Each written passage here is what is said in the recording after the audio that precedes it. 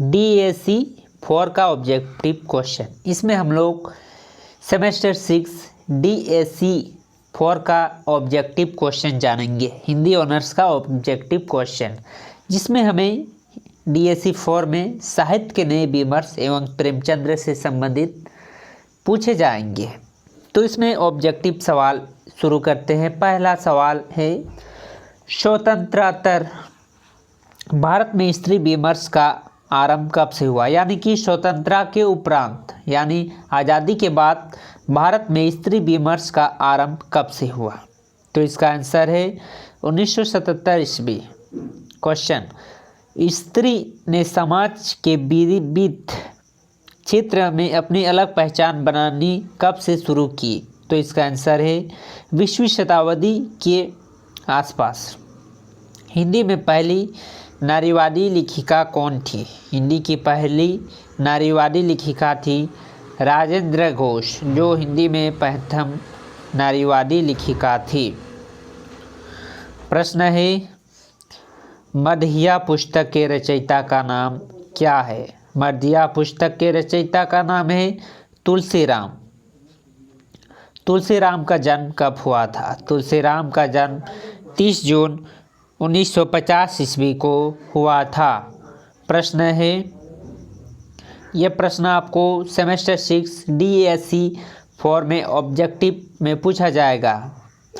प्रश्न है, एक कहानी या भी पुस्तक के रचयिता का नाम लिखिए। एक कहानी या भी पुस्तक के रचयिता का नाम है मन्नू भंडारी। इस पुस्तक में मन्नू भंडारी ने अपने जीवन पर हुई घटनाओं के बारे में लिखी है। तुलसीराम का जन्म कब हुआ था? तुलसीराम का जन्म हुआ था 3 अप्रैल 1931। 30 अप्रैल 1931 को हुआ था। मुंशी प्रेमचंद्र का जन्म कब हुआ था? मुंशी प्रेमचंद्र का जन्म 31 जुलाई 1880 ईस्वी को हुआ था। मुंशी प्रेमचंद्र का जन्म स्थान कहाँ है? तो इसका जन्म स्थान है लम्ही। मुंशी प्रेमचंद्र का जन्म स्थान लम्ही कहाँ है? वाराणसी, जो कि आजकल इसे काशी भी कहते हैं, उत्तर प्रदेश, वाराणसी। मुंशी प्रेमचंद्र उर्दू में किस नाम से लिखते थे? मुंशी प्रेमचंद्र उर्दू में नवाब राय के नाम से लिखते थे, और प्रेमचंद्र नाम से पहले वह हिंदी में धनपत राम राय नाम से लिखा करते थे। यानी कि सबसे पहले धनपत राय, उसके बाद जब उसकी कुछ लेख अंग्रेज़ों द्वारा सीज हुई तो उसके बाद उन्होंने अपना नाम बदल के प्रेमचंद्र नाम से लिखना शुरू किए। प्रश्न है, प्रेमचंद्र की साहित्य साधना कब प्रारंभ हुआ? मतलब साहित्य साधना 1900 ईस्वी को प्रारंभ हुआ। प्रेमचंद्र की पहली हिंदी उपन्यास कौन सी थी? यह पूछ सकता है। सेवा सदन। गबन कब प्रकाशित हुआ? गबन का प्रकाशन वर्ष है 1931 ईस्वी। गबन के कथानायक कौन है? गबन के कथानायक है रमानाथ। रमानाथ, जो कि यह मुख्य नायक है। रमानाथ अपने कार्यालय से कुछ पैसा गबन करता है और उसी पर आधारित यह कहानी है, कथा है। प्रश्न है, पंच परमेश्वर मुंशी प्रेमचंद्र की कैसी कहानी है? यह आदर्शवादी कहानी है पंच परमेश्वर, जिसमें आदर्श और पंच का जो पंच परमेश्वर होता है उसमें आदर्श दिखाई गई है इस कहानी पर। पंच परमेश्वर कहानी की कथानायक कौन है? पंच परमेश्वर कहानी के कथानायक है अलगू चौधरी।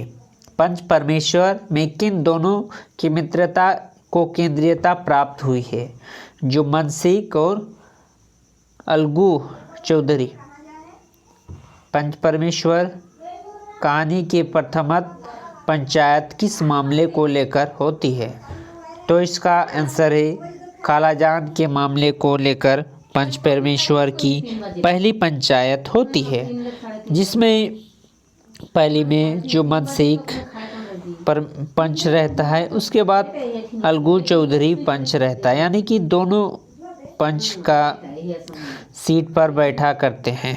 प्रश्न है, कालाजान के मामले को लेकर पंच किसे बना जाता है, यानी किसे बनाया जाता है? तो कालाजान के मामले को लेकर अलगू चौधरी को पंच बनाया जाता है। प्रश्न है, जूठन पुस्तक के रचयिता का नाम क्या है? जूठन पुस्तक के रचयिता का नाम ओम प्रकाश वाल्मीकि है। जूठन पुस्तक जो दलित पर आधारित कहानी है, यह जूठन कहानी में दलित पर आधारित और दलित के जीवन पर कैसी घटनाएं घटती है, कैसे उन्हें लोग अपने सामाजिक जीवन पे धिक्कारते हैं, उससे संबंधित सारी बात इस कहानी पे है। जूठन में ओम प्रकाश वाल्मीकि का जन्म कब हुआ था? ओम प्रकाश वाल्मीकि का जन्म 30 जून 1950 ईस्वी को हुआ था। ओम प्रकाश वाल्मीकि का जन्म। समझू साहू वाले मामले में पंच किसे बनाया जाता है? ये पंच परमेश्वर का है, तो जुम्मन शेख को इसमें पंच बनाया जाता है। अलगू चौधरी द्वारा फैसला किसके पक्ष पर दिया जाता है? मतलब अलगू चौधरी जो पंच बनते हैं उस समय फैसला खालाजान के पक्ष पर दिया जाता है। जुम्मन शेख द्वारा फैसला किसके पक्ष पर दिया जाता है? जुम्मन शेख के द्वारा फैसला अलगू चौधरी के पक्ष पर दिया जाता है, क्योंकि अलगू चौधरी का आपसी दुश्मनी छोड़ जुम्मन शेख उनको न्याय दिलाता है। इसीलिए तो यह कहानी आदर्शवादी कहानियों में से आती है। कथात में किसकी हृदय की मैल धुल जाती है? कथांत। तो इसका आंसर है दोनों की।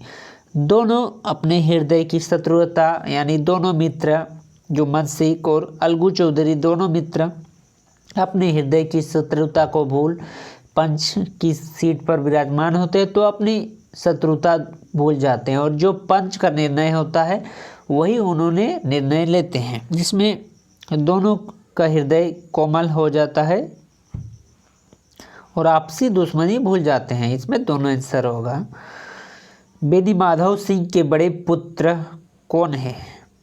बेनी माधव सिंह के बड़े पुत्र का नाम था श्रीकंठ सिंह, जो कि पंच परमेश्वर कहानी से संबंधित है। आनंदी का देवर कौन है? आनंदी बड़े घर की बेटी से यह क्वेश्चन संबंधित है, तो इसका आंसर है आनंदी का देवर है लाल बिहारी सिंह। बड़े घर की बेटी जो प्रेमचंद्र की सर्वश्रेष्ठ कहानी में से एक है। वैर का अंत किस विधा की रचना है? वैर का अंत तो कविता विधा की रचना है। वैर का अंत में एक दो भाई रहता है और एक का में उसका ज़मीन ले लेता है, लेकिन उसका भाई का बेटा जिस समय उसका चाचा मर जाता है तो उसके पुत्र को अपने पास खिलाता है और उसके लिए भी काम करता है। वो कहता है कि वैर का अंत हो गया है। तो वैर का अंत होने से वैरी से क्या दुश्मनी? तो इस कहानी पर इसी से है। ये कहानी आपको डिटेल में जानना है तो हमें सब्सक्राइब करें हमारे चैनल को। वैर का अंत किसकी रचना है? वैर का अंत रचना है प्रेमचंद्र की, जो सर्वश्रेष्ठ कहानी में से एक है। वैर का अंत जोगेश्वर के पिता का नाम है, तो इसके पिता का नाम है रामेश्वर राय। प्रश्न है, आत्माराम किस विधा की रचना है? आत्माराम, जिसमें आत्माराम में एक तोता की कहानी है। एक तोता उड़ जाता है और वह इधर उधर जाता है, इसमें तोता से संबंधित थे। तो ये कहानी है विधा। आत्माराम किसकी रचना है? आत्माराम प्रेमचंद्र की सर्वश्रेष्ठ कहानी में से एक है।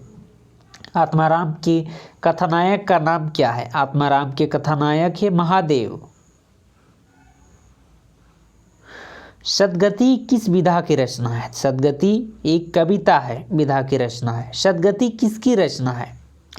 तो सदगति प्रेमचंद्र की रचना है। सदगति कहानी पर किसके ऊपर अत्याचार को दिखाया गया है? तो सदगति कहानी पर हरिजनों के ऊपर जो अत्याचार होता है, हरिजन जो दलित जाति में से कहा जाता है, दलित कहा जाता है हरिजन, तो तो उस पर अत्याचार होता है। तो कैसे अत्याचार होता है, कौन कौन से लोग उन्हें छुआछूत करते हैं, समानता का अधिकार नहीं देते, इस पर आधारित है ये सद्गति।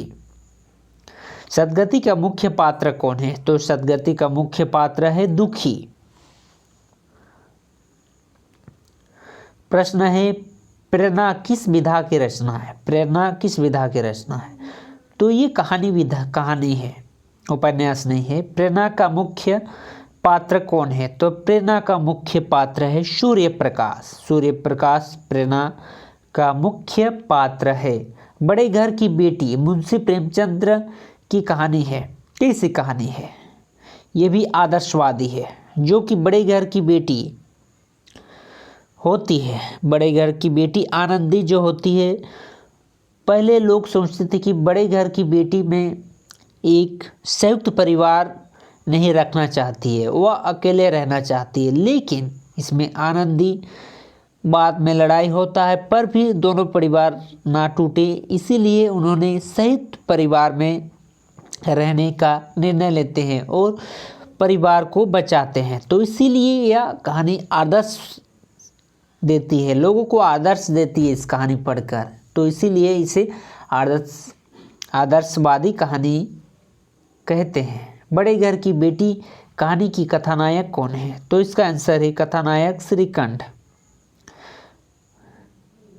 बेनी माधव सिंह कौन है, बेनी माधव सिंह का एक कथानायक के पिता है बेनी माधव सिंह। बड़े घर की बेटी की कथानायिका कौन है, तो इसका कथानायिका है आनंदी। प्रश्न है प्रारब्ध किसकी रचना है, तो इसका आंसर है प्रेमचंद्र की रचना है। प्रारब्ध कहानी का मुख्य पात्र का नाम क्या है, तो प्रारब्ध कहानी का मुख्य पात्र का नाम है जीवनदास।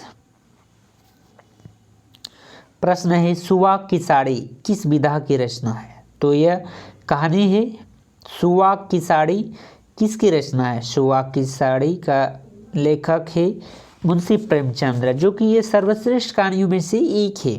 सुहाग की साड़ी की स्त्री पात्र का क्या नाम है, तो इसका स्त्री पात्र का नाम है गौरी।